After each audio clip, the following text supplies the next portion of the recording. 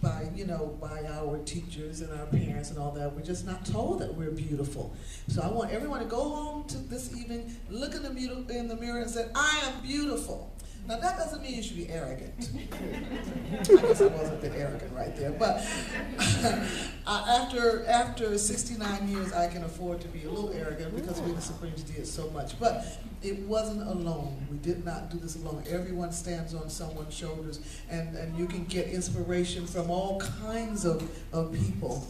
I think, Mr. Powell, do you remember saying to us that one day we'd be singing before kings and queens? Yeah. Yeah, that's right. That's what you said. And then I also said that you were being trained for Buckingham Palace and White House.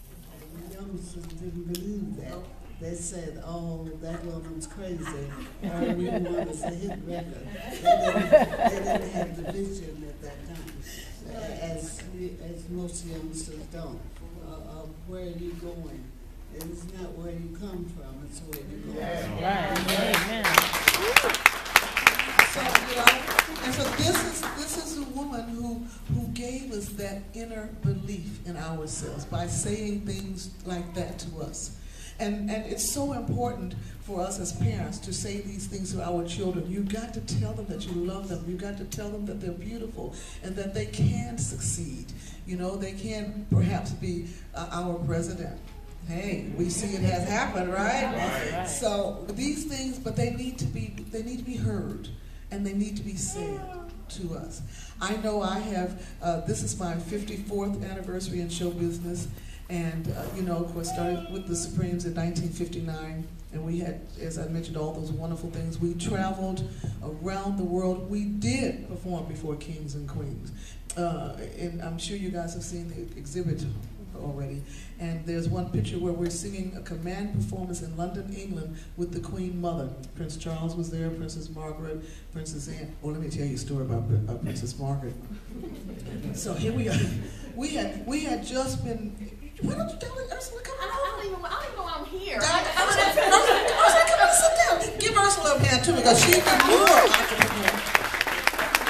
Girl, and you look so good. Come on, sit down. Because she's one of the newer ones. And see, this is how it happens. These are the generations that we're speaking about. Pardon? Yes. We should all bow to her, I tell you. She's taught glamour in class and all those things. And you know, what you're looking at now, you're looking at the generations here. You know, Mrs. Powell, the Supremes, and then this beautiful young lady, Ursula. So this is what we all can aspire to do and to become. And we each have got to, as you were doing, I read the bio, you know, you're training and teaching, so we each have got to do this. So we got to learn our lessons early in life. So what I'm going to do right now is, I was going to tell you about Princess Margaret. Okay. Girl, let me tell you, here's what happened. Okay, so we had just moved out of the Brewster Projects in Detroit, Michigan. Now I was, living there with my mom, who could not read nor write. She was on the welfare, and we were running up and down to Motown every day trying to get a hit record. We didn't really have any hit records, but so that's where I came from. But then when we got our first hit record, we went to England and we did a command performance. So after the show, when you meet royalties, you kind of curtsy and stuff like that.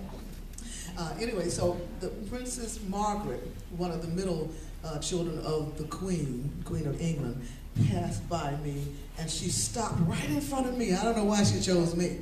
But anyway, she stopped right in front of me, and she says, woo! Now, everyone knew from seeing us on the Ed Sullivan shows that we wore the long eyelashes and the big wigs and the whole thing. So it wasn't that was unknown. But it was, and my mother used to say, it's not what you say, it's how you say it, right? So anyway, here comes this princess, and she walks in front of me, Ursula, and she just stops right in front of me. Ooh! Is that a wig you wear?